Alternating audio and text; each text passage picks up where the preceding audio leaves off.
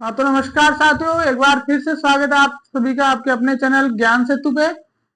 हम बात कर रहे थे इंडियन पॉलिटी की, और इंडियन पॉलिटी की अपनी जो सीरीज थी उसमें अपने कल मूल अधिकार पूरे हो गए थे। तो आज हम बात करेंगे अपने नेक्स्ट टॉपिक नीति निर्देशक तत्व डीपीएसपी जो है उनकी हम आज यहाँ पे बात करने वाले हैं।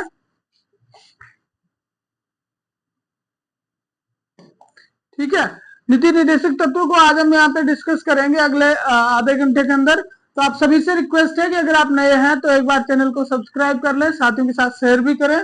और जो पीपीटी और जो नोट्स आपको टेलीग्राम चैनल और ऐप के माध्यम से अवेलेबल कराया जा रहा है, तो वहां से आप ज्ञान सेतु ऐप भी अपने लिंक से जो है वो डाउनलोड कर लें और टेलीग्राम चैनल भी ज्वाइन कर रहे हैं। तो शुरुआत करते हैं सबसे पहले नीति निर्देशक तत्वों के बारे में, सामान्य जानकारी के बारे में बात करें। भाई डीपीएसपी की अगर हम सामान्य बात करें तो सबसे पहली चीज आती है कि भारतीय संविधान जो है उसमें इसका प्रोविजन क्या है। तो भारतीय संविधान का जो भाग 4 है, अनुच्छेद 36 से 51 के अंदर जो है वो आपके मूल नीति निर्देशक तत्वों का उल्लेख किया गया। दूसरी चीज यहाँ पे अपने सामने निकल के आती है कि भाई ये जो मूल अधिकार है, मूल अधिकारों का नाम आ रहा बार बार, नीति निर्देशक तत्व जो है वो कहाँ से लिए गए हैं। तो इनकी अगर हम बात करें तो ये आयरलैंड के संविधान से लिए गए। कहां से लिए गए? आयरलैंड से लिए गए हैं। ठीक है, इसके साथ साथ हमें एक चीज और ध्यान रखनी पड़ेगी कि 1935 का जो एक्ट था, अरे 1935 को अधिनियम जो हो, उस 1935 के अधिनियम में एक थे अनुदेश पत्र।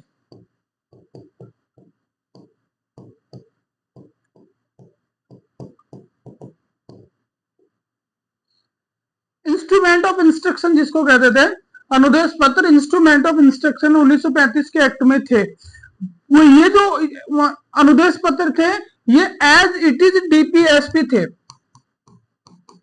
तो यहाँ पे देखिए इन्हीं को जो है वो यहाँ से अपने संविधान में समाहित कर लिया गया।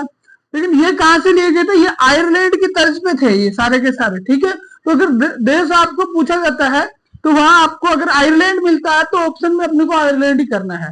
लेकिन अगर आपको आयरलैंड नहीं मिलके 1935 का एक्ट मिलता है तो फिर आप 1935 के एक्ट से भी इसको ले सकते हैं कि 1935 के एक्ट में इंस्ट्रूमेंट ऑफ इंस्ट्रक्शन थे, वो जो है वो यहां से लेगी। और सबसे मेन चीज आपको इससे भी बढ़ के एक चीज ध्यान रखनी है कि जो आयरलैंड है, इस आयरलैंड ने जो है कहां से लिए थे? स्पेन से लिए थे।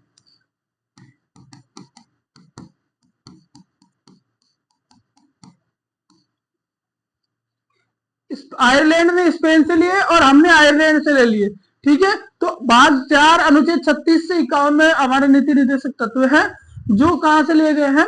आयरलैंड से लिए गए। ठीक है, उसके बाद में अगली चीज आती है कि कुछ जो विद्वान हैं, कुछ जो राजनीतिज्ञ हैं, उन्होंने इस ये जो भाग है इसके लिए कुछ शब्दों का यूज किया है। नीति निर्देशक तत्वों के लिए कुछ बातें कही है, तो वो हम देखेंगे। तो सबसे पहले हमें याद ध्यान रखनी है, एक ऐसा चेक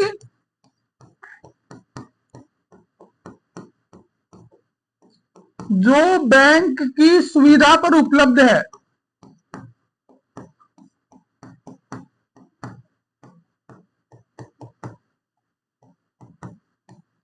ये स्टेटमेंट किसने कहा कि नीति निर्देशक तत्व एक ऐसा चेक है जो बैंक की सुविधा पे उपलब्ध है? ये कहा है आपके के टी शाह ने। के टी शाह ने कहा। उसके बाद में दूसरा आपको याद रखना है, इसमें एक दूसरा स्टेटमेंट बहुत महत्वपूर्ण है, भावनाओं का स्थायी कूड़ागर। भावनाओं का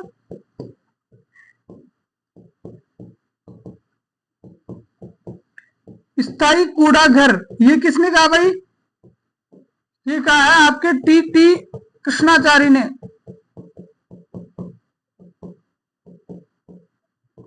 भावनाओं का स्थायी कूड़ाघर। और तीसरा आप याद रख लो, कर्मकांडी आकांक्षा।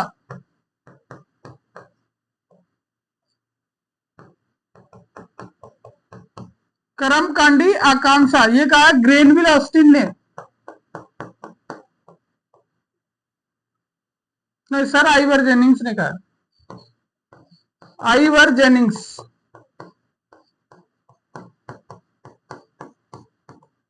ठीक है, इसके साथ साथ हमें चौथा याद रखना है। देखो, कर्मकांडी आकांक्षा आइवर जेनिंग्स ने कह दिया। इसी तरह से ऑस्टिन नामक विद्वान है, और ऑस्टिन ने इसको क्या कहा, संविधान की आत्मा।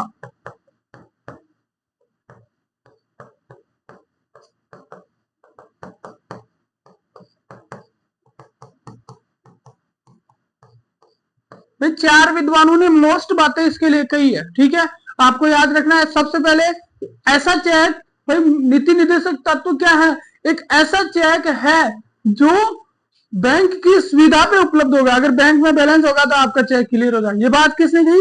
केटी शाह। इसका मतलब क्या कि भारतीय संविधान में नीति निर्देशक तत्व एक ऐसी चीज है जो संविधान, तो जो सरकार के पास संसाधन उपलब्ध होंगे तो मिलेंगे, नहीं तो नहीं मिलेंगे। इसका मतलब क्या कि ये जो आपके डीपीएसपी है, इनकी विशेषता बता रहा है ये क्या, कि इनको वैधानिक शक्ति प्राप्त नहीं है।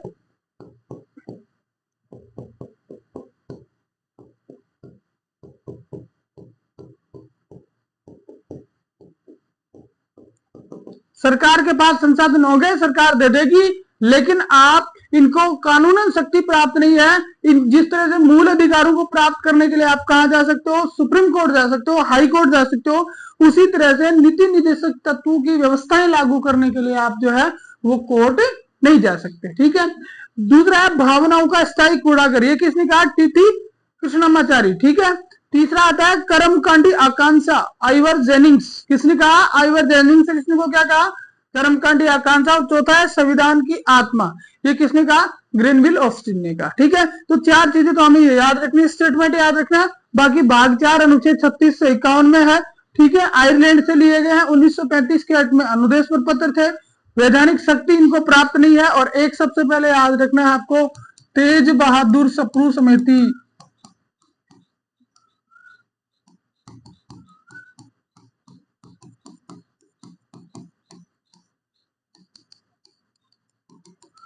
पर यह समिति क्यों महत्वपूर्ण है? इसकी सिफारिश पर लागू।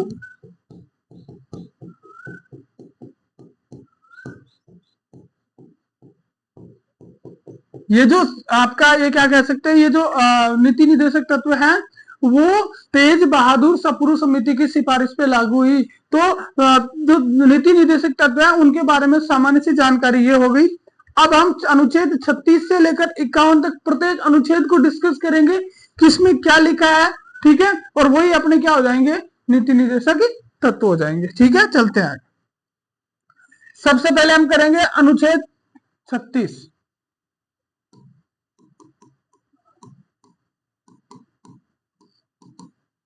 देखो, अनुच्छेद 36 को आपने पहले भी पढ़ा है। मूल अधिकार मैंने पढ़ाया, अनुच्छेद 12 पढ़ाया। उस टाइम पर मैंने आपको बताया था इसमें क्या दी है? राज्य की परिभाषा। राज्य की परिभाषा दी गई है किसमें? आपके अनुच्छेद 36 में। और अनुच्छेद 36 में राज्य की वही परिभाषा है जो अनुच्छेद 12 में है। मैंने आपको बताया था पूरे संविधान के अंदर, थोड़ा सा ब्लर हो रहा, हाँ वेरी गुड। ठीक है, पूरे संविधान के अंदर 3 जगह राज्य की परिभाषा। राज्य की परिभाषा कहां मिलती है अपने संविधान में? एक तो मिलती है आपको अनुच्छेद 12 में, एक मिलती है 36 में, और एक मिलती है 51, सॉरी 151। 36 और 151, 3 जगह अपने को जो है वो राज्य की परिभाषा मिलती है। तो जो परिभाषा 12 में है, जो 36 में है, जो 151 में है, तीनों सेम है। राज्य की परिभाषा में क्या क्या शामिल होंगे? राज्य की परिभाषा में शामिल होंगे केंद्र सरकार व संसद, राज्य सरकार व विधानमंडल,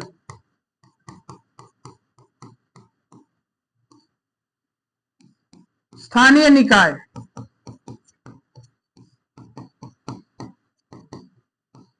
ठीक है। केंद्र सरकार, संसद, स्थानीय निकाय, पीएसयू, सार्वजनिक उपक्रम जिसको बोलते हैं, जैसे सेल, गेल आदि, है ना, ओएनजीसी। और उसके बाद में उच्चतम न्यायालय के द्वारा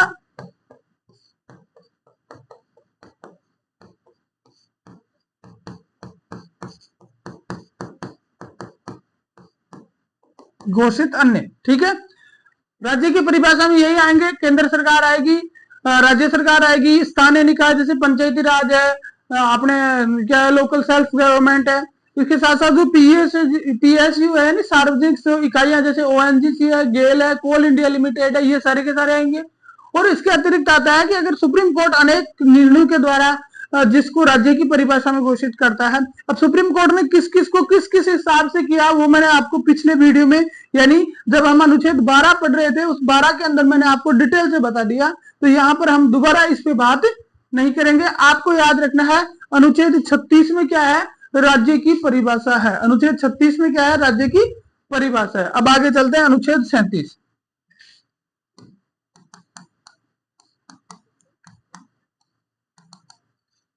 अनुच्छेद 37 क्या कहता है, इस भाग के अनुदेशों का लागू होना।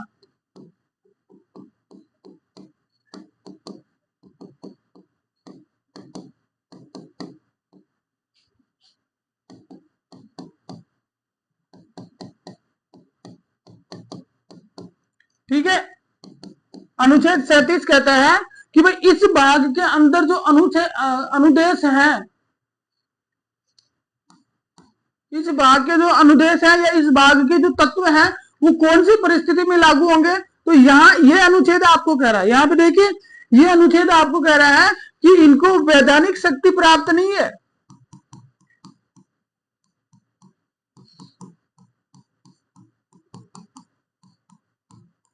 वैधानिक शक्ति जो है इसको प्राप्त नहीं है। और जब वैधानिक शक्ति प्राप्त नहीं है तो फिर क्या समस्या होगी कि आप जो है वो न्यायालय नहीं जा सकते। ये व्यवस्थाएं लागू कराने के लिए आप न्यायालय नहीं जा सकते, न्यायालय जाने का प्रावधान नहीं है। अनुच्छेद 37 आपसे ये कहता है कि ये जो भाग है, भाग 4 के जो प्रोविजंस है ये कब लागू होंगे, जब राज्य चाहेगा। जब राज्य चाहेगा। एक ऐसा बैंक, ऐसा चेक जो बैंक की सुविधा पर उपलब्ध है। किसने कहा था, केटी शाह ने कहा था, इसीलिए कहा था। और अनुच्छेद 37 ही आपको सुप्रीम कोर्ट या हाई कोर्ट जाने से रोकता है।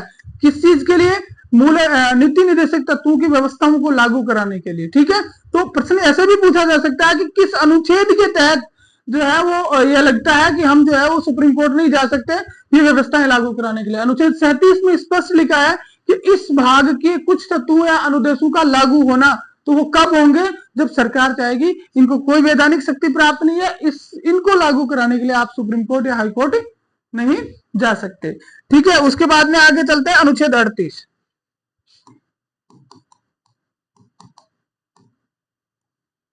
अनुच्छेद 38 बहुत अच्छा अनुच्छेद है।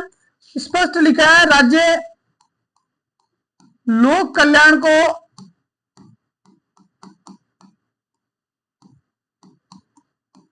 बढ़ावा देने हेतु सामाजिक व्यवस्था बनाएगा।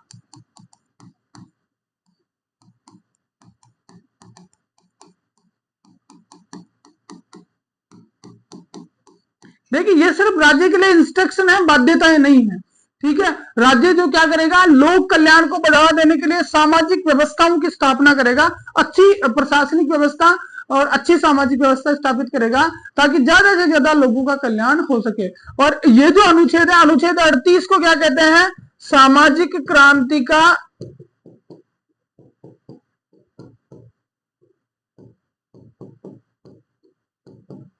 आदर्श, इस अनुच्छेद को कहते हैं सामाजिक क्रांति का आदर्श, या सामाजिक क्रांति का जनक भी कह सकते हो। कि सामाजिक क्रांति का आदर्श या जनक किस अनुच्छेद को कहते हैं, तो अनुच्छेद 38 को कहते हैं। और इसमें कहता है कि राज्य का ये कर्तव्य है, राज्य को चाहिए कि वो लोक कल्याण को बढ़ावा देने के लिए जो है वो व्यवस्थाएं बनाए, लोक कल्याण को बढ़ावा देने के लिए व्यवस्थाएं बनाए। ठीक है, एक यहाँ पे आपको ध्यान रखना पड़ेगा, एक अनुच्छेद आएगा 38B, एक अनुच्छेद आएगा 38B। ठीक है, ये तो 38A हो गया।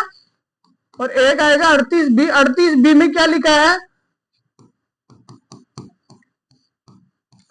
आय की असमानता दूर करना।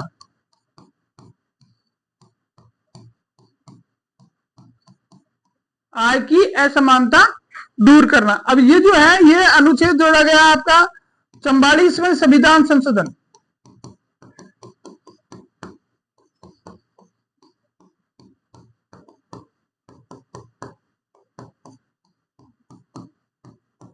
1978 के द्वारा इसको जोड़ा। 44वां संविधान संशोधन 1978 के द्वारा 38 भी जोड़ा ये, और उसमें क्या लिखा, आय की असमानता को दूर करना। तो राज्य का ये कर्तव्य होगा कि विभिन्न वर्गों के बीच में जो आय, प्रतिष्ठा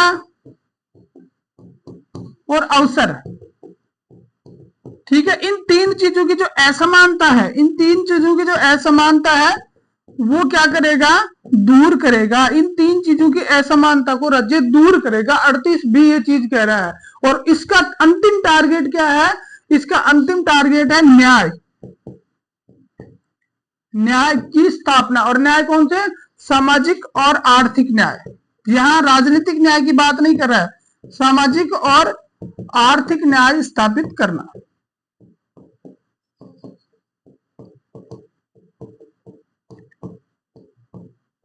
भाई राज्य क्या करेगा, राज्य आय की असमानताओं को दूर करेगा। 38A देखो, 38A कह रहा है कि राज्य लोक कल्याण की अभिवृद्धि के लिए सामाजिक व्यवस्था बनाएगा, ठीक है। 38B आपको कह रहा है कि 44वां संविधान संशोधन 1978 के द्वारा जोड़ा गया कि राज्य जो है वो आय के अवसरों की असमानता को समाप्त करेगा।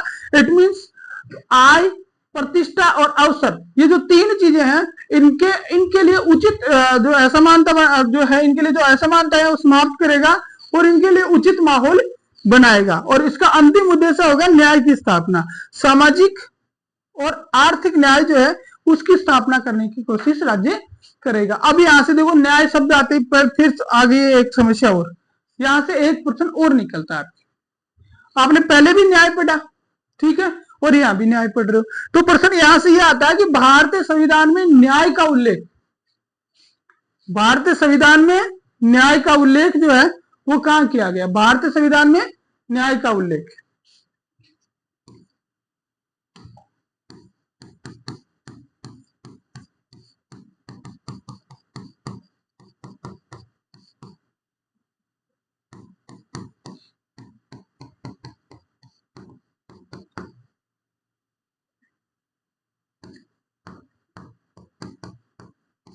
देखो यहां से सीधा प्रश्न बनता है, ठीक है, और पूछा भी गया है कई बार, आईएएस में पूछा गया था एक बार। तो आपको क्या रखना है, हर चीज से, हर तरीके से प्रिपेयर रहना है कि भारतीय संविधान में न्याय की व्यवस्था कहां बनती है, प्रस्तावना में बनती है, मूल अधिकारों में बनती है, निधि निर्देशक तत्वों में बनती है, राज्य संबंध में बनती है, किस में बनती है। तो दो जगह न्याय की व्यवस्था मिलती है। आपके सिर्फ दो पार्ट याद रखने हैं, एक आपके है प्रस्तावना जिसको हम क्या बोलते हैं, दूसरा जिसका नाम क्या है, उद्देशिका।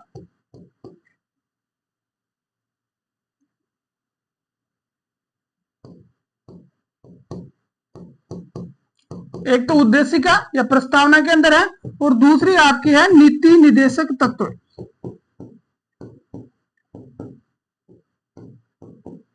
ठीक है, दो जगह आपको जो है वो न्याय का उल्लेख मिलता है।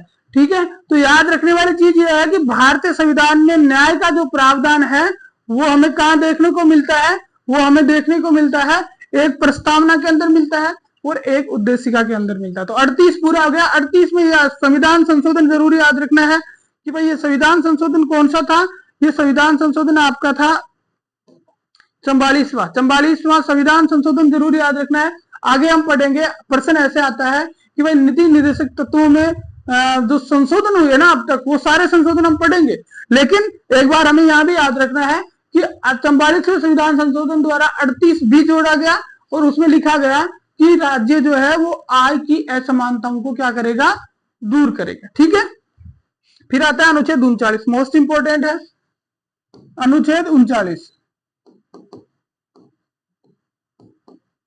बड़ा है काफी। राज्य द्वारा अनुसरणीय कुछ तत्व,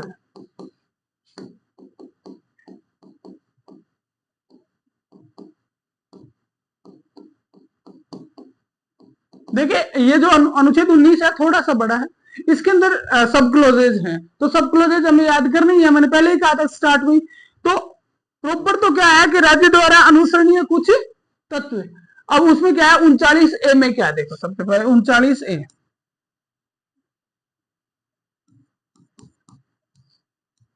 सबसे पहले आता है आपका 39A। ठीक है, 39A से लेकर 39F तक जो है वो आपको इसमें देखने को मिलने वाला है। ठीक है,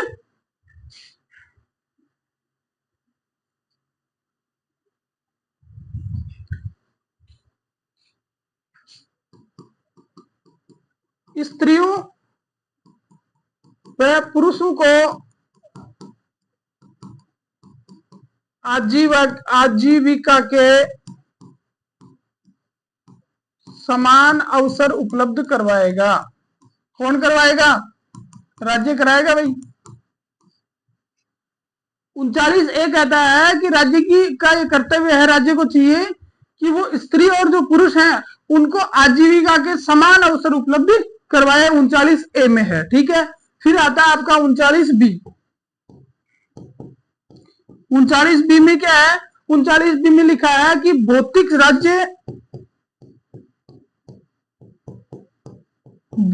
संसाधनों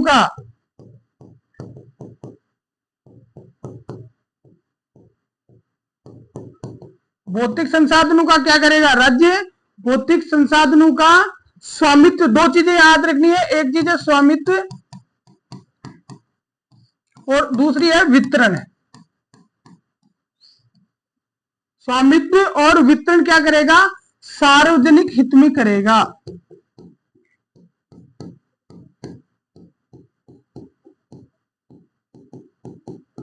उनचालीस बी कह रहा है, पहला तो 39A देखा, 39A ने तो आपको ये कहा कि राज्य का ये कर्तव्य है कि यह स्त्री और पुरुषों को समान आजीविका के अवसर उपलब्ध करवाए, ठीक है। वो 38B में हमने क्या पढ़ा था? सेम ऐसा ही था।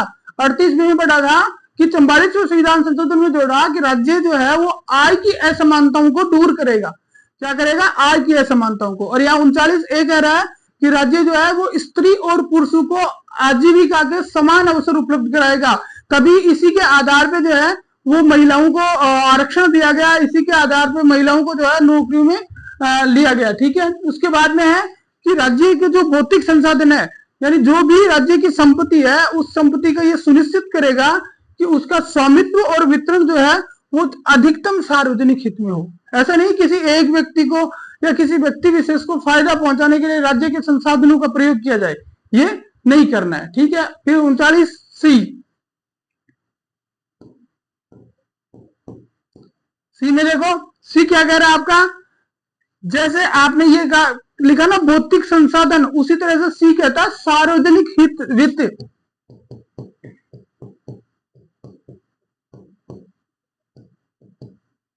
सार्वजनिक वित्त के केंद्रीयकरण को रोकना।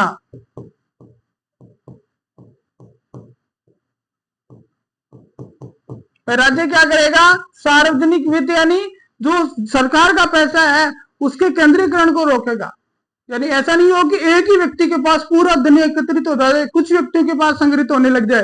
एक तबका तो पूरा ही गरीब है, खाना ही नहीं मिल रहा है, और एक तबके की स्थिति ऐसी है कि वो है उसके पास पैसे रखने के लिए जगह नहीं है। तो केंद्रीकरण की जो प्रथा है, धन के केंद्रीकरण की जो प्रणाली है, उस प्रणाली को रोकने का प्रयास राज्य करेगा, ठीक है। उसके बाद में आता है आपका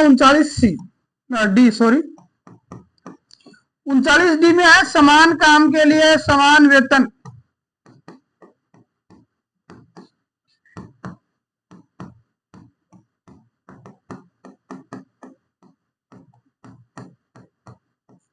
समान काम के लिए समान वेतन, यानी भाई जब राज्य जो है ये सुनिश्चित करेगा कि वेतन में जो है वो लिंग,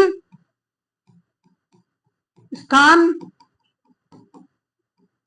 या अन्य किसी प्रकार की जो है या जाति वगैरह किसी प्रकार का भेदभाव नहीं है। ये नहीं कि एक एससी का बंदा काम कर रहा है उसको कम वेतन दिया जाए और एक जनरल कर रहा है उसको ज्यादा दिया जाए, एक महिला काम कर रही है उसको कम वेतन दिया जाए और एक पुरुष काम कर रहा है उसको ज्यादा दिया जाए, ऐसा नहीं है। उन्होंने कहा कि अगर दोनों व्यक्ति समान काम कर रहे हैं तो उनका वेतन भी क्या होना चाहिए? समान ही। कौन सा अनुच्छेद कहता है? अनुच्छेद 39D। 39D कह रहा है कि समान काम के लिए समान वेतन का प्रावधान भारतीय संविधान ने किया है। अब आगे आता है आपका 39D के बाद में 39E।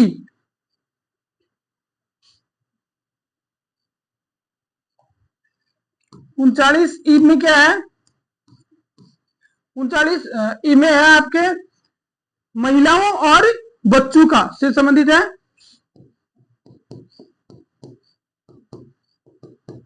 महिलाओं और बच्चों की क्या करना है? सुकुमारता का दुरुपयोग होने से रोके।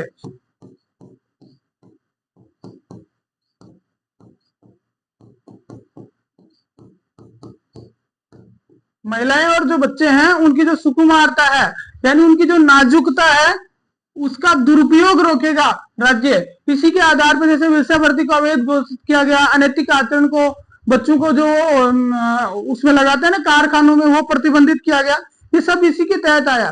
तो 39 कहता है कि महिलाएं और जो बच्चे हैं उनकी सुकुमारता के दुरुपयोग को रोकेगा। और एक है आपका 39F। 39F कहता है बच्चों की शोषण को रोककर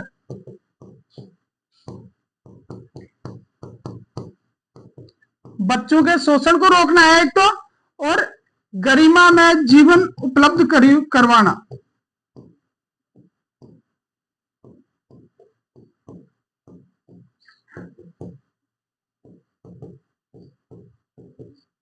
ठीक है। अब देखो यह अनुच्छेद भी किससे जोड़ा गया? यह अनुच्छेद भी आपके 42वां संविधान संशोधन 1976 के द्वारा जोड़ा गया। ठीक है, 42वां संविधान संशोधन 1976 के द्वारा ये आपके जोड़ा गया है। ठीक है, तो 39 में क्या क्या चीजें आई वो देखिए आप।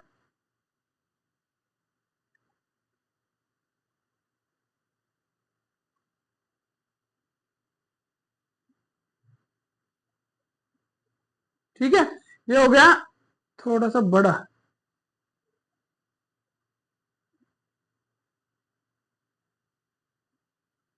हाँ भाई, 39 में क्या क्या चीजें आई एक बार फिर से शॉर्ट में रिवाइज करते हैं। सबसे पहले 39A है। 39A कह रहा है कि स्त्री और पुरुषों के लिए आजीविका के समान अवसर उपलब्ध करवा देंगे। ठीक है, करवा देंगे भाई। दूसरा कहता है 39B कि राज्य के जो भौतिक संसाधन है उनका स्वामित्व और वितरण जो है वो किस लिए किया जाएगा? सार्वजनिक हित में किया जाएगा। किस में किया जाएगा?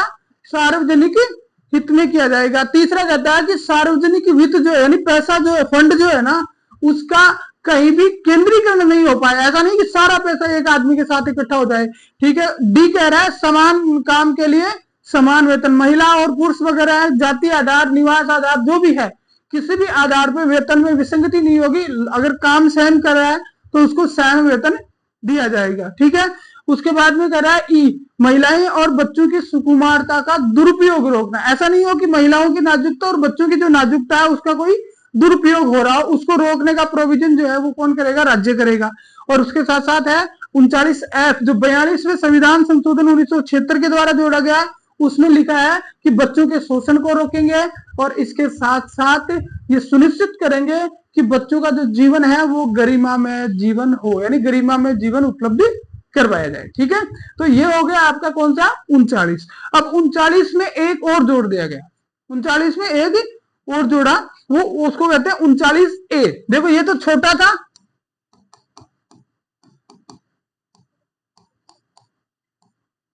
ये ए बड़ा है। बस ये ध्यान रखने वाली, यहाँ कंफ्यूज होने वाली चीज है। यहाँ जो ए है ये तो क्या है? सॉरी, ये छोटा लिखना है, ये छोटे हैं ऐसे। ठीक है, 39 के जो सब क्लोजेज है वो सारे के सारे छोटे हैं, ABCDEF। ठीक है, और ये जो ए है वो है बड़ा, 39A, ये बड़ा ए है। ठीक है, तो 39A में क्या है? निःशुल्क एवं विधिक, निःशुल्क कानूनी सहायता, कानूनी एवं विधिक सहायता, निःशुल्क कानूनी एवं विधिक सहायता। अब देखो इसके अंदर क्या है? ये आपका सबसे पहली चीज तो आएगी कि भाई 39ABC आ गया, इसका मतलब जोड़ा हुआ है, इसका मतलब जोड़ा हुआ है। ठीक है, तो ये कब जोड़ा? तो यहाँ जो आपने संविधान संशोधन पढ़ा ना 42वां, उस 42वें के अंतर ही इसको जोड़ा गया था। एफ भी, एक तो एफ जोड़ा और ए जोड़ा। तो आप सबसे पहले लिखेंगे कि इसको कब ऐड किया गया? तो इसको 42वां जो कॉन्स्टिट्यूशन अमेंडमेंट 1976 था उसके द्वारा, 42वें संविधान संशोधन 1976 के द्वारा संविधान के अंदर 39A जोड़ा गया, जिसमें प्रोविजन है निःशुल्क कानूनी एवं विधिक सहायता। यानी कोई भी व्यक्ति है जिसको फ्री में, अगर वो नहीं कर पा रहा, उसके पास पैसा नहीं है, तो उसको फ्री में जो है वो क्या करेंगे? कानूनी सहायता उपलब्ध करवाएंगे। जैसे कोई आदमी मुकदमा करता है तो उसका केस कौन लड़ती है? सरकार लड़ती है। कोई आदमी अगर कोई शिकायत करता है, जैसे मान लीजिए कि आपने कोई शिकायत कर दी कहीं पे कि साहब मेरे साथ अपराध हो गया, तो उसका मुकदमा कौन लड़ेगी? सरकार लड़ेगी, उसका अलग से वकील करने की आवश्यकता नहीं पड़ेगी, एजीजी लड़ेगी। ठीक है, तो ये हो गया। अब इसके आधार पर क्या चलाती है सरकार? लोक अदालतें चलाती है।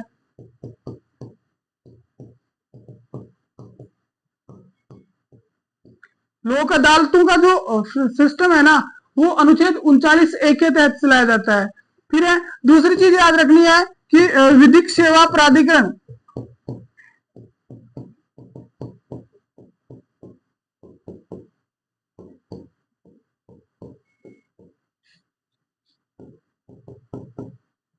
अधिनियम 1987 बनाया भाई हमने। इसके लिए विधिक सेवा अधिनियम 1987 बनाया गया और ये सारे प्रोविजन लागू किए गए कि एक व्यक्ति जो है उसको निःशुल्क विधिक और कानूनी सहायता प्राप्त की जा सके। तो यह भी इस एक्ट के तहत है और लोक अदालतें भी इस अनुच्छेद के तहत ही होती है। तो ये 39 हो गया पूरा। अब चलते हैं अनुच्छेद 40। अनुच्छेद 40 में क्या है? अनुच्छेद 40 में है ग्राम पंचायतों का गठन।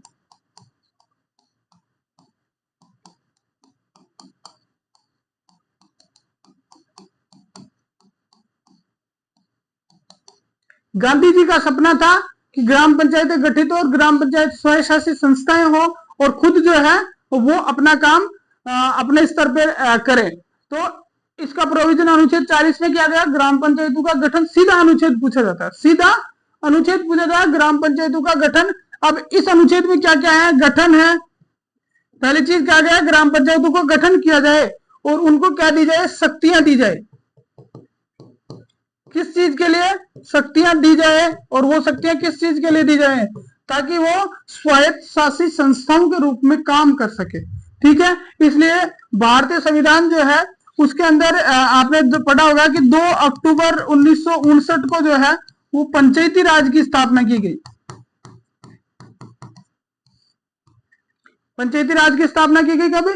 2 अक्टूबर 1959 को जवाहरलाल नेहरू द्वारा की गई। और कहां की गई? कहां शुरुआत की गई? इसकी शुरुआत की गई थी बगदरी, गांव का नाम है बगदरी और ये कहां पे पड़ता है? नागौर में पड़ता है। अब इसके अंदर कौन से अनुच्छेद है, किस भाग में है, क्या है, भाग वगैरह तो हमने पहले बात कर ली। अब अनुच्छेदों को हम कब पढ़ेंगे?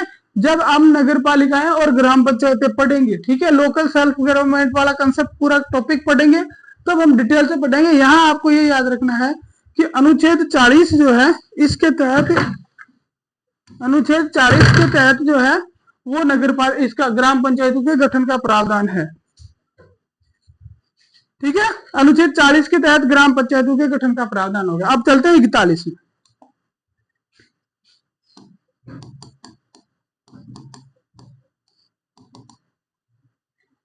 अनुच्छेद 41 जो है वो आपका आता है मजदूरों से रिलेटेड। ठीक है, किससे रिलेटेड आता है? मजदूरों से। तो कर्मकारों को निर्वाह मजदूरी,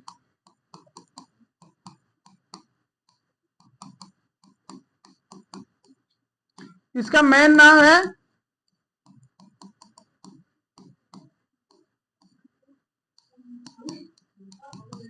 कर्मकारों को निर्वाह मजदूरी। भाई जो कार्मिक हैं उनको मजदूरी जो है वो ऐसी प्रदान की जाए ताकि उनका जीवन निर्वाह हो सके। तो इसमें 3 चीजें आपके आती है।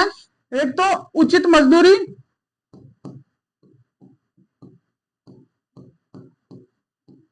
शिष्ट जीवन स्तर,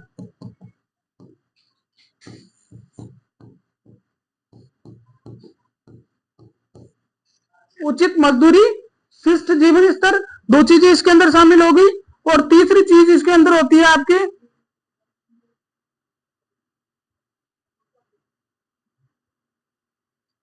सॉरी ये थोड़ा गलत हो गया अपना, ये 43, ये तो 43 में है, अपनी 41 कर रहे थे। 1 मिनट, थोड़ा सा गलत हो गया, वापस इसको करते हैं सही। अनुच्छेद 41 कहता है कुछ दशाओं में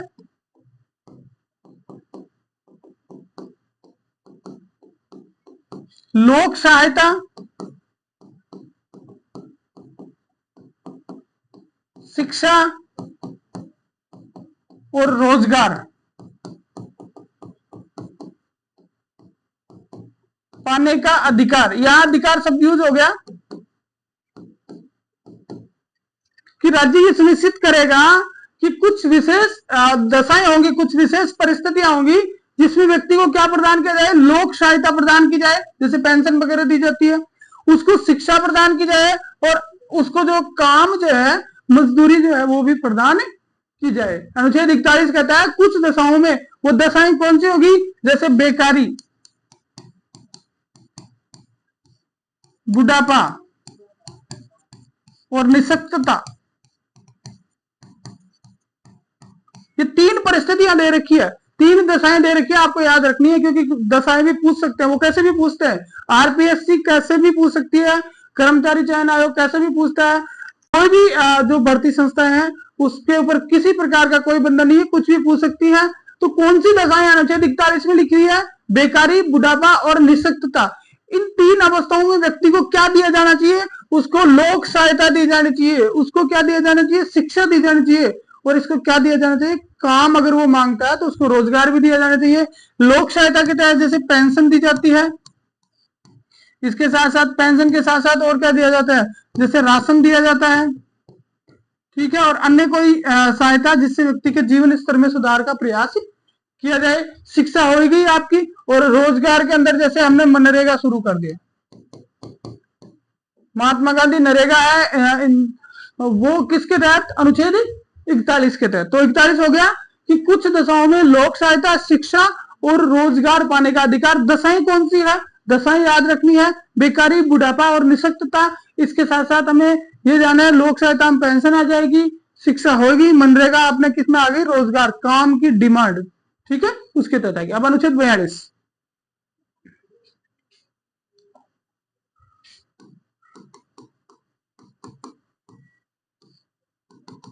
ठीक है, अनुच्छेद 42 में क्या है, अनुच्छेद में 42 में है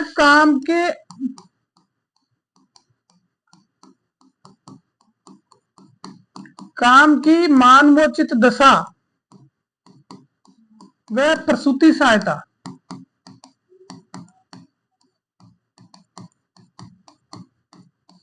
काम की मानवोचित दशा और प्रसूति सहायता। भाई देखो इसमें स्पष्ट लिखा है मानवोचित दशा, कहीं भी आदमी काम कर रहा है तो काम करते समय वहां ऐसी व्यवस्थाएं होनी चाहिए जो काम करने के लिए लायक हो। जैसे मान लीजिए कोई जगह ऐसी है जहां पे सूर्य का ताप नहीं आता है, दम घुटता है, प्रदूषण है बहुत ज्यादा, बीमारी फैलने की आशंका है, इस तरह की चीजें अगर है ना, इस तरह की चीजें अगर है तो वो मानवोचित दशाएं नहीं हो सकती, ठीक है। तो राज्य ये सुनिश्चित करेगा कि इस टाइप की चीज नहीं हो, जहां व्यक्ति काम कर रहा है ना, उस वहां काम करने लायक जगह भी होनी चाहिए। वो तो उसकी तो मजबूरी है, वो तो पैसे के लिए करेगा क्योंकि उसको अपना जीवन निर्वाह करना है, लेकिन इसका मतलब यह नहीं कि आप जो है वो जनता को किस में धकेल दोगे, बीमारियों में धकेल दोगे। आप तो काम जहां पे की जा रही है उस काम के लिए उचित दशाएं भी वहां होनी चाहिए। और एक आता है प्रसूति सहायता, यदि कोई महिला गर्भवती है तो उसके लिए प्रसूति सहायता का उपबंध किया गया। जैसे एक तो इसमें अवकाश आता है, जो भी सेवारत महिलाएं हैं उनको क्या मिलता है, प्रसूति सहायता के लिए वेतनिक अवकाश मिलता है। 6 महीने का क्या मिलता है, वेतनिक अवकाश मिलता है 6 महीने का। भाई 6 महीने तक वो जो है वो वेतनिक अवकाश ले सकती है। इसके तहत जैसे सीसीएल आता है, सीसीएल आती है, ठीक है। तो इस तरह से प्रसूति सहायता। इसके अलावा जो है वो उनको क्या दिया जाता है, पोषण स्तर में सुधार करने का भी प्रयास किया जाता है।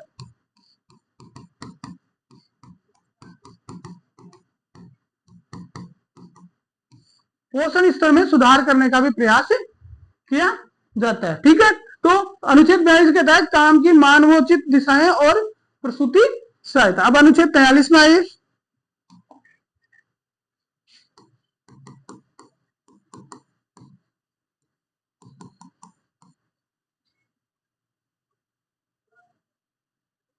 श्रमिकों हेतु निर्वाह मजदूरी। भाई जो श्रमिक है, पहले लिख दिया था गलती से, श्रमिक है उनके लिए निर्वाह मजदूरी का प्रावधान इसमें किया गया है। तो इसके अंदर आपको स्पष्ट किया गया है कि आपको क्या करना है, राज्य क्या करेगा, राज्य ये करेगा कि भाई ये जो लोग हैं, जो श्रमिक हैं, जो मजदूर हैं, उनका जीवन स्तर जो है उसको क्या रखना है, उच्च रखना है। उसको जीवन स्तर को उच्च रखना है, जिसको हम कह सकते हैं शिष्ट जीवन स्तर। राज्य शिष्ट जीवन स्तर को बनाए रखने का प्रयास करेगा और ये कोशिश करेगा कि उनकी जो मजदूरी है उससे उनका जो जीवन निर्वाह है उसमें क्या हुआ, सुधार हो, अच्छा बना रहे, उनका जीवन निर्वाह जो है उसमें सुधार हो और वो अच्छा बना रहे। तो अनुच्छेद 43 के तहत श्रमिकों हेतु निर्वाह मजदूरी की व्यवस्था। फिर इसमें देखो दो क्लोजेज जोड़े गए, एक जोड़ा गया अनुच्छेद 43B, सॉरी 43A, अनुच्छेद 43A, अनुच्छेद 43A में क्या लिखा,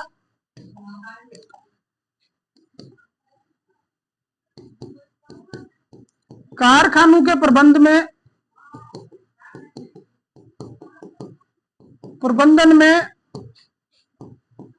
श्रमिकों की भागीदारी।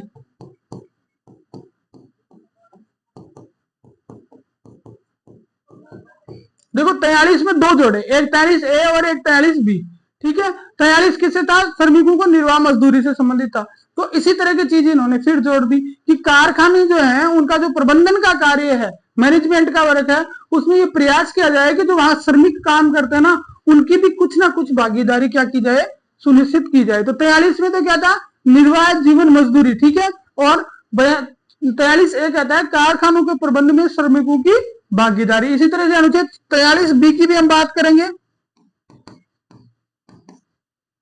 सॉरी उससे पहले हम बात करेंगे कि ये जोड़ा कब किया। तो इसमें आपको याद रखना है कि 42वां जो संविधान संशोधन था, 42वां संविधान संशोधन 1976 द्वारा जोड़ा गया। ये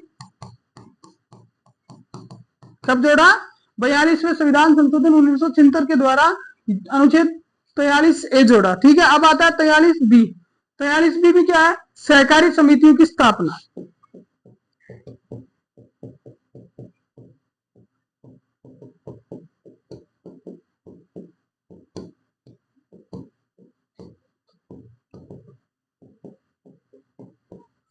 सहकारी समितियों की स्थापना 43B में क्या है, सहकारी समितियों की स्थापना। ये कब जोड़ा गया, तो इसमें आपको ध्यान रखना है 97 कॉन्स्टिट्यूशन अमेंडमेंट 2011, 97वें संविधान संशोधन 2011 द्वारा 43B जोड़ा गया।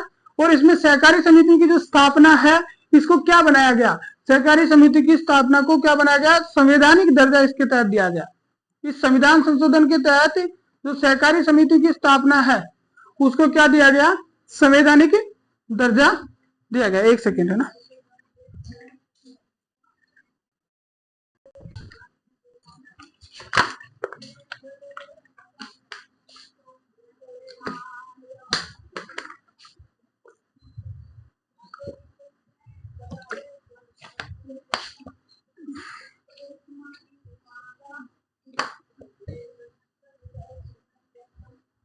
ठीक है।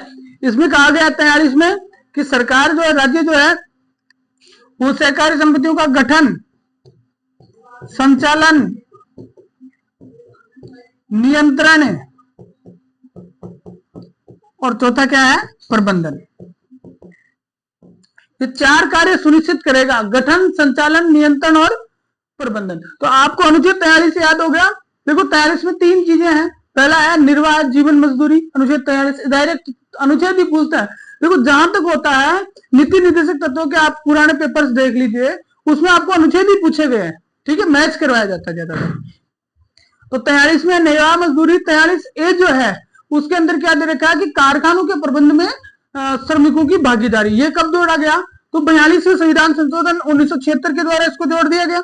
फिर आता है 43B। तो 43B में क्या है, 43B में है सहकारी समितियों की स्थापना, ठीक है। तो इसमें कहा कि राज्य क्या करेगा, इनका गठन करेगा, संचालन करेगा, नियंत्रण करेगा और प्रबंधन करेगा। और सबसे मेन चीज आपको पूछी जाती है कि ये कब जोड़ा गया, तो 97वां संविधान संशोधन 2011 जो था उसके द्वारा ये क्लोजेज जो है 43B जोड़ा गया। अब आगे चलते हैं, अनुच्छेद 44,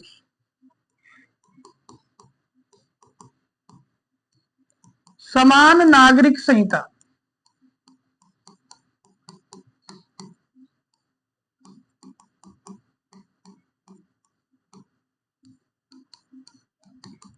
देखिए समान नागरिक संहिता का जो प्रावधान है अनुच्छेद 44 में है, इसमें इसमें क्या आता है, इसमें आता है कि चाहे व्यक्ति किसी भी धर्म का हो, उसके लिए सारे कानून जो है वो उसके लिए एक समान होंगे। ये नहीं कि कोई एक कानून है वो हिंदू के लिए अलग, जैसे हिंदू, जैसे अपने देखें कि हिंदू विवाह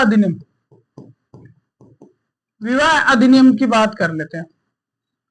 तो अगर कोई व्यक्ति हिंदू है तो वो सिर्फ एक विवाह कर सकता है, ठीक है। और भाई अगर वो आदमी मुस्लिम है तो वो 4 विवाह कर सकता है। यानी हिंदू जो है वो तो एक ही बीवी रखेगा, लेकिन मुसलमान जो है वो कितनी रख सकता है, 4 रख सकता है। ये हिंदू कोड बिल जो है वो है। तो ये जो चीज है वो गलत है कि एक यहाँ पे इसके धर्म के आधार पे भेदभाव हो रहा है। तो अनुच्छेद 44 ये कह रहा है कि समान नागरिक संहिता होनी चाहिए, सभी लोगों को के साथ जो है वो समान व्यवहार किया जाए, चाहे वो किसी भी धर्म के हो। तो जैसे कानून की अगर हम बात करें तो कानून 2 प्रकार के होते हैं, एक होता है आपराधिक और दूसरा होता है दीवानी, जिसको सिविल बोल रहा है। एक फौजदारी मामले होते हैं, एक होते हैं सिविल मामले। फौजदारी मामले तो कौन से होते हैं, जो मारपीट वगैरह इस तरह के काम होते हैं ना वो, और ये होते हैं अपने ये जैसे साधारण वाले चीज। तो जो आपराधिक मामले हैं वो तो सबके लिए समान है, वो तो सबके लिए समान हो सकते हैं कि अगर हिंदू ने मर्डर किया तो उसको भी वही सजा है, जो मुस्लिम को है, वही सिख को है, वही ईसाई को है, ठीक है, किसी भी धर्म का हो। लेकिन सिविल मामलों में जो है वो भिन्नता है। राज्य ये सुनिश्चित करेगा कि समान नागरिक संहिता का प्रावधान किया जाए, और इसी के आधार पर निकाह, हलाल, ये सारी चीजें रोकने का प्रयास किया गया था, ठीक है। जैसे ये अलग अलग इनके लिए अलग अलग है। अब बात करते हैं कि वर्तमान में स्थिति की बात कर लें तो पहला राज्य इस अनुच्छेद को सर्वप्रथम लागू करने वाला राज्य, कई बार पूछ लिया जाता है कि सबसे पहले समान नागरिक संहिता कहां पे लागू की गई, कौन सा राज्य था, तो भाई वो गोवा था। कौन सा राज्य था, गोवा था। 1867 में, 1867 ईस्वी में जो है यहाँ पे पुर्तगालियों का शासन था। गोवा में किसका शासन था, पुर्तगालियों का। और इन पुर्तगालियों ने गोवा के अंदर जो है वो किस चीज की स्थापना कर दी थी, समान नागरिक संहिता। कोई धर्म ऊपर नीचे नहीं है, सबके लिए सिविल प्रोसीजर कोड इन्होंने स्थापित कर दिया गया था। और वर्तमान में देखें तो हाल में जो है वो घोषणा की है, एक राज्य ऐसा है जिसने हाल ही में ये घोषणा की है कि वो समान नागरिक संहिता लागू कराएगा। वो कौन सा है, उत्तराखंड। अपने राजस्थान में तो अभी ठंडे बस्ते में ही है, ठीक है। तो अनुच्छेद 44 समझ गए, दोनों ये राज्य ये चीजें दोनों मोस्ट हैं। और आपराधिक कानून और सिविल कानून, आपराधिक कानून अलग अलग हो सकते, सेम हो सकते होते हैं, लेकिन सिविल कानून अलग अलग होते हैं। अब आता है आपका अनुच्छेद 45।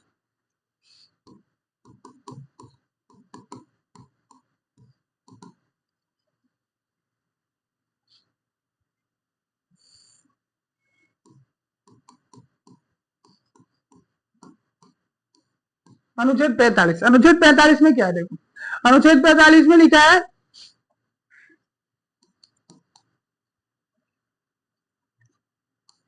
पूर्व प्राथमिक शिक्षा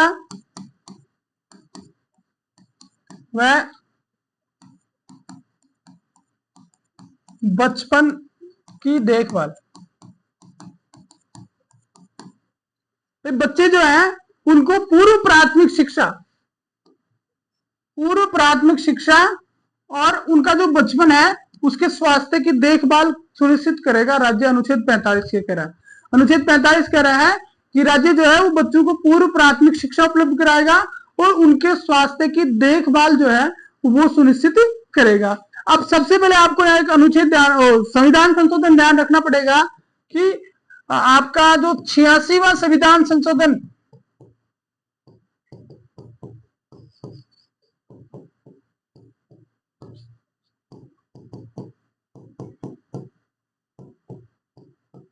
संविधान संशोधन था 2002। इसमें देखो क्या जोड़ा गया, इसमें क्या है, इसमें पहले इसमें शब्द लिखा हुआ था 0 से 6 वर्ष के बच्चों को शिक्षा, सॉरी 6 से 14 वर्ष, पहले लिखा था 6 से 14 वर्ष, ठीक है, 6 से 14 वर्ष के बच्चों का प्रावधान था को शिक्षा। अब इस संविधान संशोधन के द्वारा इस व्यवस्था को बदला और इसमें एक नाम प्रतिस्थापित किया। इसकी जगह क्या नाम दे दिया? इसकी जगह नाम आपके दे दिया गया भाई ये पूर्व प्राथमिक शिक्षा।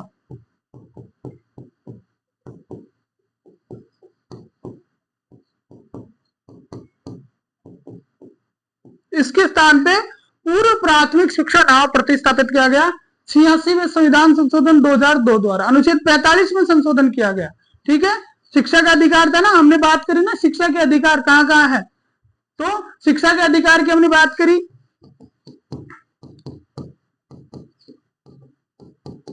शिक्षा का अधिकार भारतीय संविधान में कहां कहां इसका प्रावधान है, हमने बात करी अनुच्छेद 21A, 21 क्या या 21A, ठीक है।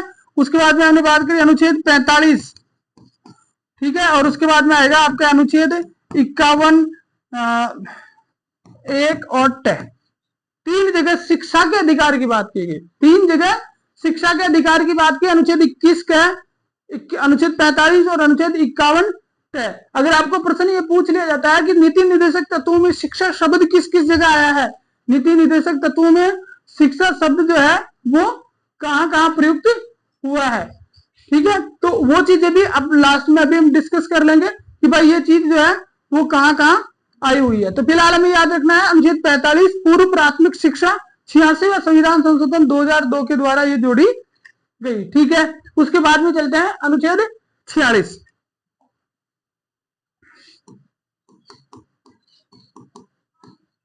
अनुच्छेद 46 में लिखा है अनुसूचित जाति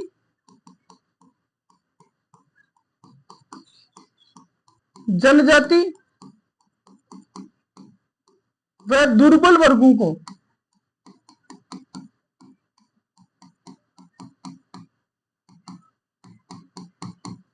शिक्षा का उपलब्ध करवाएगा।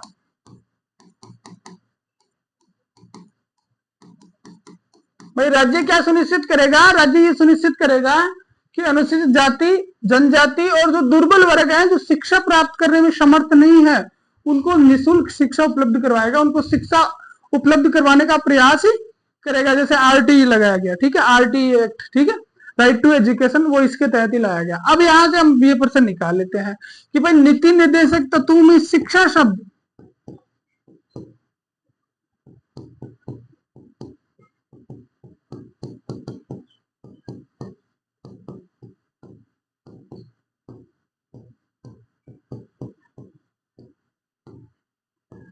नीति निर्देशक तत्वों में शिक्षा का उल्लेख कहां कहां हुआ है, वो चीज हमें यहाँ पे देखनी है। तो सबसे पहले तो हमने देखा कि अनुच्छेद आपका कौन सा था भाई, अनुच्छेद था 41 में शायद शिक्षा का उल्लेख हुआ था, ये 1 2 3 45,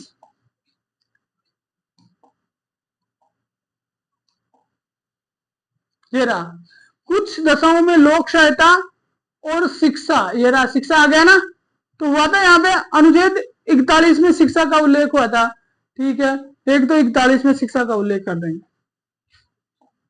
ठीक है। दूसरा किसमें हुआ, अभी पिछले अनुच्छेद 45 में भी हमने बात करी पूर्व प्राथमिक शिक्षा, अनुच्छेद 45 में क्या बात करी, पूर्व प्राथमिक शिक्षा।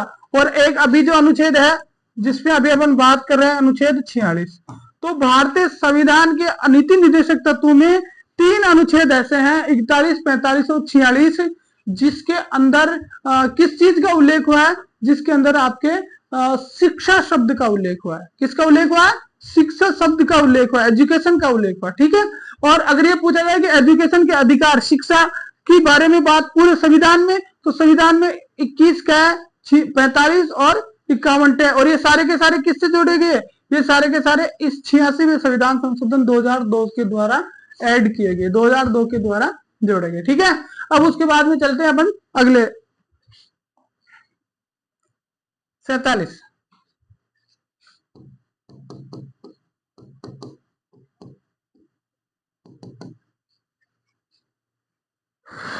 स्वास्थ्य देखभाल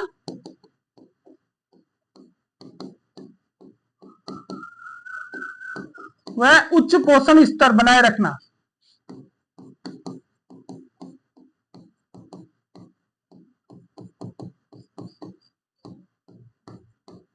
भाई राज्य क्या करेगा, राज्य अपने नागरिकों के स्वास्थ्य की देखभाल करेगा। ठीक है, देखभाल के लिए राज्य ने बड़े अच्छे प्रोविजन किए, जैसे अभी अपने चल रहा है ये पहले चिरंजीवी चलती थी, अब माँ योजना चलती है स्वास्थ्य देखभाल के लिए। ठीक है, उसके साथ साथ जैसे इसमें अभी मैं लिख देता हूँ माँ स्कीम। ठीक है, और उच्च पोषण स्तर, उच्च पोषण स्तर के अंतर्गत क्या आया, उच्च पोषण के स्तर जैसे बालक जो है, बालिकाएं हैं, और तीसरा है महिलाएं। पोषण की कमी अक्सर इनमें ही होती है, पुरुष तो वैसे ही पोषित ही होते हैं। ठीक है, तो पुरुषों के लिए तो जरूरत नहीं है उतनी। भारतीय संविधान को भी इस चीज का पता था कि पुरुष जो है उनको पोषण की आवश्यकता कम है, लेकिन बच्चे हैं, बालिकाएं हैं और जो महिलाएं हैं उनको जरूरत होती है। तो इन सबके लिए जो है वो क्या स्थापित किए गए, आंगनवाड़ी केंद्र। आंगनवाड़ी केंद्र स्थापित किए गए, और आंगनवाड़ी केंद्रों के माध्यम से इनको पूरक पोषाहार वितरित किया जाता है। विद्यालयों में मिड डे मील स्थापित की जाती है। मिड डे मील की स्थापना जो है वो मिड डे मील ये इस अनुच्छेद के तहत ही की गई है। मिड डे मील की स्थापना भी इस अनुच्छेद के तहत की गई है। ठीक है, तो अनुच्छेद 47 के तहत स्वास्थ्य देखभाल और पूरक पोषाहार जीवन स्तर को उच्च बनाए रखना।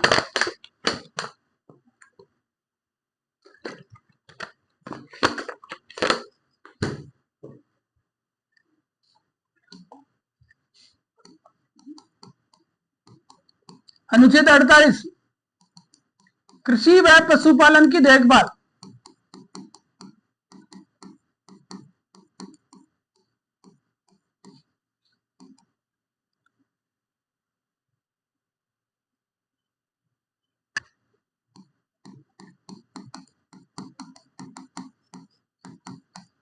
कृषि व पशुपालन का संरक्षण। ठीक है, अब इसके अंतर्गत देखो दो तीन चीजें आती है इसके अनुच्छेद 48 में।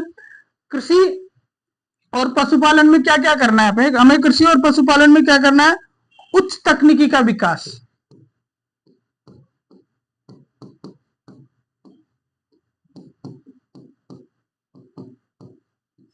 ठीक है, उच्च तकनीकी का यूज करना, आधुनिकीकरण,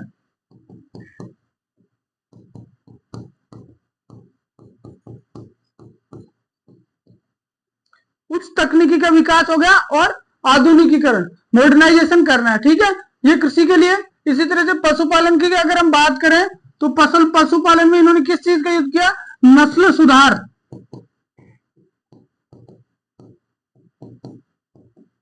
रोगोपचार। ठीक है, ये चीजें इसके अंदर आ जाएगी, और इसी के आधार पर सरकार ने दो चीजों पे रोक लगाई। एक तो गोवध पे रोक लगाई, और एक ऊंट जो होता है ना, ऊंट के वध पे रोक। अब भाई प्रश्न सीधा सा आ जाता है कि भाई जैसे बछड़ू के ऊपर को काटने पे रोक है। ठीक है, तो वो किस अनुच्छेद के तहत, तो अनुच्छेद 48 के तहत। 48 सीधा कह रहा है कि कृषि और पशुपालन का संरक्षण करेगा, उनमें वृद्धि करेगा, उसमें वैज्ञानिक तकनीकें अपनाएगा, नस्लों में सुधार करेगा, अच्छे बीजों का यूज करेगा, तो फिर आप काटने वाटने की तो बात ही खत्म हो गई। ठीक है, तो गोवध और ऊंट के वध पे रोक लगाई गई अनुच्छेद 48 के तहत। ये तो हो गया अनुच्छेद 48। अब इसमें एक अनुच्छेद और जुड़ा हुआ है, 48A। अनुच्छेद 48 के साथ अनुच्छेद 48A और जोड़ दिया, अनुच्छेद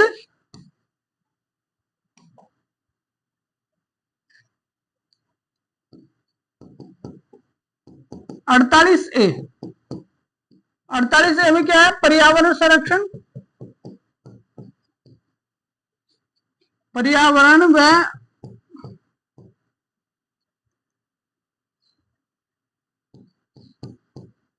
वन्य जीवों का संरक्षण।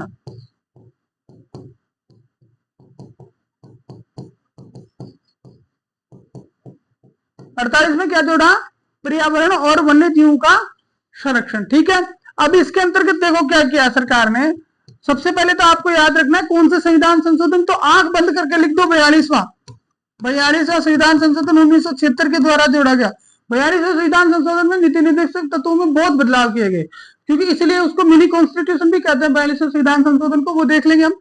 तो अनुच्छेद 48 कहता है पर्यावरण का वन्य जीवों का संरक्षण किससे जोड़ा गया? 42वां संविधान संशोधन 1976 द्वारा जोड़ा गया। और इसके लिए क्या क्या बनाया गया? इसी के लिए जो है वो 1972 में एक्ट आया था, वन्य जीव संरक्षण एक्ट।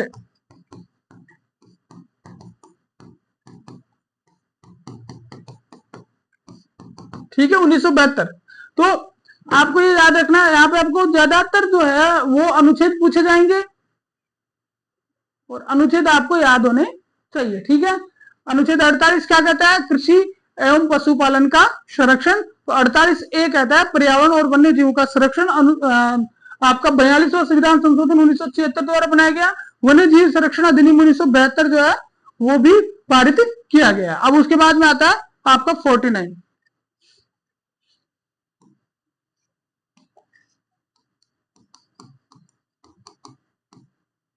अनुच्छेद 49। अब अनुच्छेद 49 क्या है? पुरातत्व के संरक्षण की बात करता है। तो हमें डायरेक्ट इसमें लिख सकते हैं, लैंग्वेज नहीं भी बताओ तो पुरातात्विक महत्व के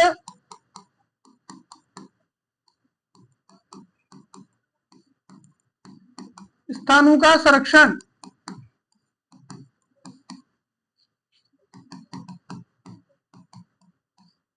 पुरातात्विक महत्व के स्थानों का संरक्षण। भाई जो अपनी पुरास्थल हैं, जो अपनी प्राचीन परंपराएं जो स्थल हैं, उनको संरक्षित किया जाए। किस अनुच्छेद के तहत किया जाता है?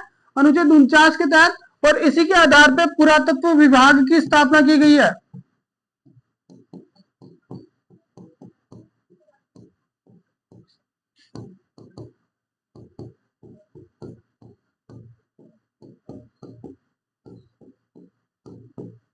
इसी के आधार पर किसकी स्थापना की गई है? पुरातत्व विभाग की स्थापना की गई है। ठीक है, अनुच्छेद 49 हो गया। उसके बाद में आता है अनुच्छेद 50। ये तो सीधे डायरेक्ट पूछते हैं, कोई विशेष नहीं है। न्यायपालिका का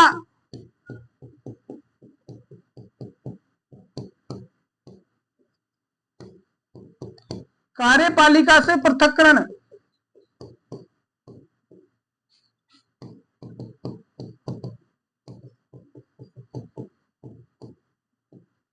न्यायपालिका का कार्यपालिका से पृथक्करण, यानी न्यायपालिका और कार्यपालिका दोनों अलग अलग होगी। कार्यपालिका का न्यायपालिका के ऊपर किसी प्रकार का कोई दबाव नहीं होगा, ये सुनिश्चित किया जाता है अनुच्छेद 50 में। ठीक है, 49 में पुरातत्व हो गया, 50 में हो गया न्यायपालिका, और 51। अब आ जाइए आप अनुच्छेद 51। अनुच्छेद 51 में क्या है? अंतरराष्ट्रीय शांति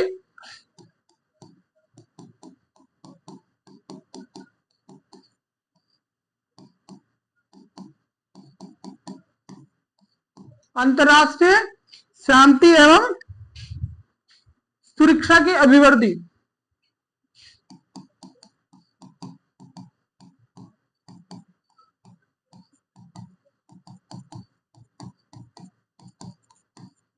अब देखो इसमें क्या है? राज्य ये सुनिश्चित करेगा कि अंतरराष्ट्रीय स्तर पर भी शांति बनी रहे। देखो भारत, तभी तो वसुधैव कुटुंबकम की अवधारणा भारतीय संविधान से ली गई है। ठीक है, भारतीय संविधान में है ये चीज। 51 में खुद कह रहा है कि भारत ये कोशिश करेगा पूरा जो देश है, पूरी वसुधा है, वो एक कुटुंब के समान है, इसलिए अंतरराष्ट्रीय शांति की स्थापना की जाएगी। और इसके साथ साथ अपनी जो सुरक्षा है उसमें भी उत्तरोत्तर वृद्धि की जाएगी। तो 49 में तो क्या था? पुरातत्व। 50 में था? 50 में भी आपने देखा न्यायपालिका का कार्यपालिका से पृथक्करण। और 51 में क्या हो गया?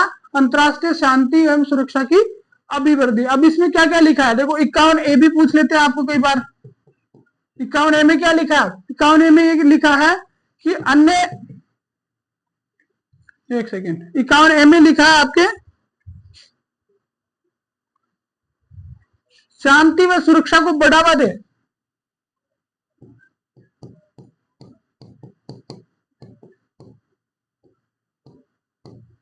शांति व सुरक्षा को बढ़ावा दे।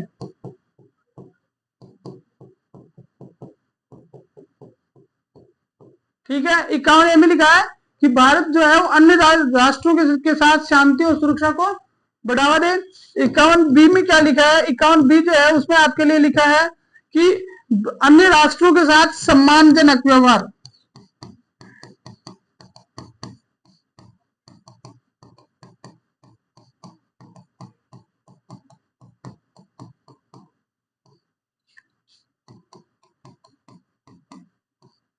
अन्य राष्ट्रों के साथ सम्मानजनक व्यवहार। और 51C जो है उसमें क्या लिखा है, अंतर्राष्ट्रीय संधि और समझौतों का आदर करना।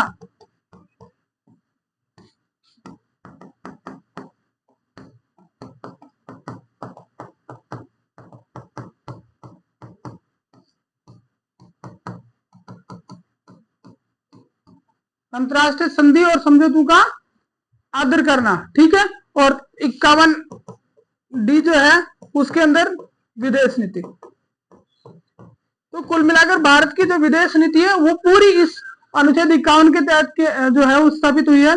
51A में है अंतर्राष्ट्रीय शांति और सुरक्षा को बढ़ावा देना, बी में है अन्य राष्ट्रों के साथ सम्मानजनक व्यवहार करना, और सी में है अंतर्राष्ट्रीय संधि और समझौतों को का आदर करना, और डी में है आपकी विदेश नीति। प्लस इसके साथ साथ जो है वो लिखा है सबके सभी लोगों के साथ जो है वो मतलब विवादों को आपसी सहमति से सुलझाना, युद्ध नहीं करना है, विवादों को आपसी सहमति से सुलझाना, ठीक है। ये किस में दिया गया, अनुच्छेद 51 में। तो भाई ये आपके नीति निर्देशक तत्व यही कह रहे हैं, ठीक है। अनुच्छेद 51 तक हो गया। अब अपने यहाँ एक मोस्ट क्वेश्चन और निकल के आता है, उसको और देखते हैं 2 मिनट में, फिर फाइनल करते हैं। क्वेश्चन क्या है, नीति निर्देशक तत्वों में संशोधन कब कब हुआ वो आपको याद होना चाहिए।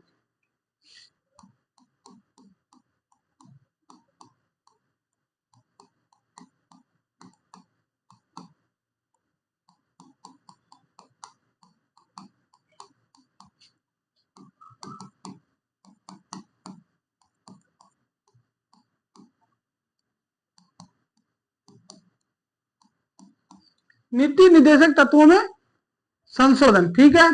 तो क्रम से याद कर लेंगे। सबसे पहले हम लिखेंगे 42वां संविधान संशोधन। सबसे पहले हम लिखेंगे 42वां संविधान संशोधन। देखो सबसे पहले हम 39 में आए थे, अनुच्छेद 39 में आए थे। तो अनुच्छेद 39 में हमने क्या पढ़ा था, 39F। क्या पढ़ा था, 39F, ठीक है। 39F के बाद में ये कहां जोड़ा गया, 39F में जोड़ा एक तो 42वां। एक हमने पढ़ा 43B, एक हमने पढ़ा 48B, पर्यावरण के संरक्षण वाला। 39F, 43B, 48B। और देखो 39वें संविधान 42वें संविधान संशोधन का उल्लेख और कहां पे हुआ,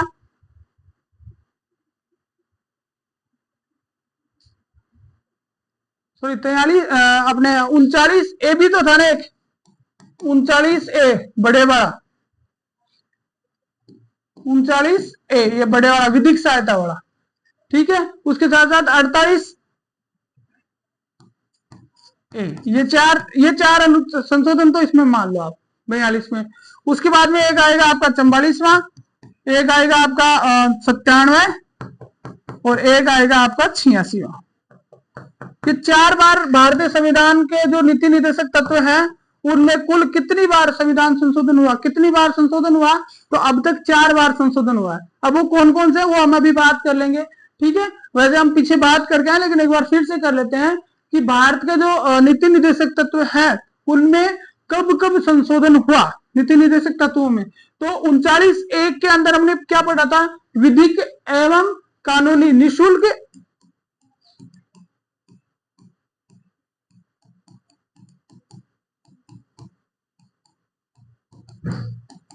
विधिक सहायता, निःशुल्क विधिक सहायता पढ़ी थी 39A में अपन ने, ठीक है।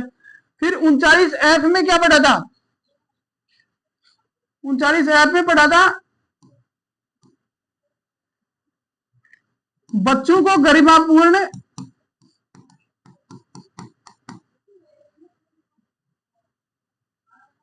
गरिमा में जीवन उपलब्ध करवाना, बच्चों का शोषण रोकना और गरिमा में जीवन उपलब्ध कराना, ये पढ़ा था। उसके बाद में आता है 43A। 43A के अंदर क्या था, 43A था कारखानों में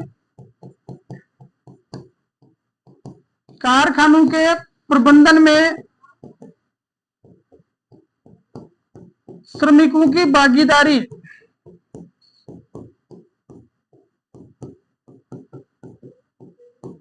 कारखानों के प्रबंधन में श्रमिकों की भागीदारी।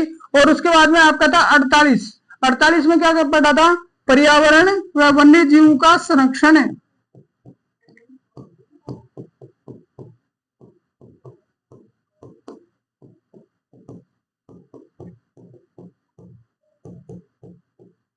देखो जी ऐसा है कि आपको किसी तरह से प्रश्न पूछते हैं तो 42 में अब पहला प्रश्न ये आता कि निर्देशक तत्वों में संशोधन कितनी बार हुआ, तो संशोधन 4 बार हुआ, 42, 44, 86 और 97, 4 के बाद में। ठीक है, ये चीज होगी। फिर ये पूछता है 42 में कौन कौन से अनुच्छेद में हुआ, तो 39A बड़े वाला, 39F, दो तो 39 के हो गए, एक 43A हो गया और एक 48A हो गया, 4 चीजें जोड़ी गई।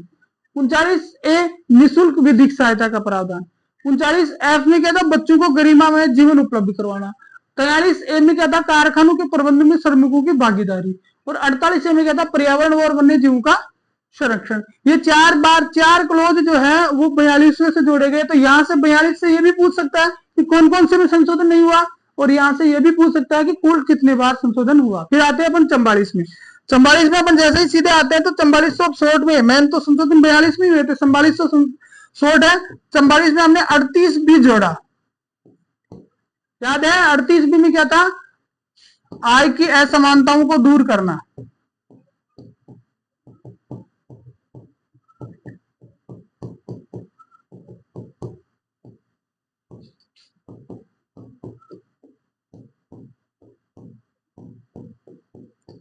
आय की असमानताओं को दूर करना। उसके बाद में था 97 किससे था, 43B से, और 43B में क्या था, सहकारी समितियों की स्थापना।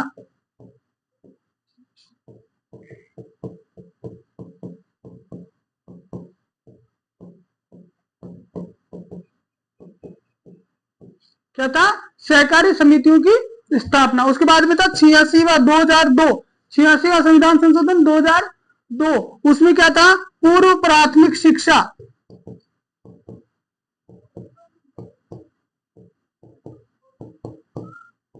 कौन सा अनुच्छेद था, अनुच्छेद 45। अनुच्छेद 45 में परिभाषा बदली गई थी, पहले 6 से 14 वर्ष की बात थी और अब इसमें जोड़ दिया पूर्व प्राथमिक शिक्षा 0 से 6 वर्ष। तो ये संशोधन जो है आपके नीति निर्देशक तत्वों में अब तक हुए हैं। 4 संशोधन हुए, 42, 44, 97 और 86। ठीक है, और अगर ये पूछा जाए कितने अनुच्छेदों में हुए, तो 4, 5, 6 और 7 अनुच्छेद हो गए। 7 अनुच्छेदों में टोटल 7 क्लोज व्लोज सब मिला। तो भाई ये आपके नीति निर्देशक तत्व हो गए पूरे। अगली क्लास में हम जो है वो जो आपके नैतिक कर्तव्य हैं, ठीक है, उन कर्तव्यों को हम डिस्कस करेंगे। आपको अगर क्लास अच्छी लगती है ना तो आप एक बार लाइक जरूर कर दें और सब्सक्राइब भी कर लें ताकि अगली क्लास में हम मिल सके। Thank you very much.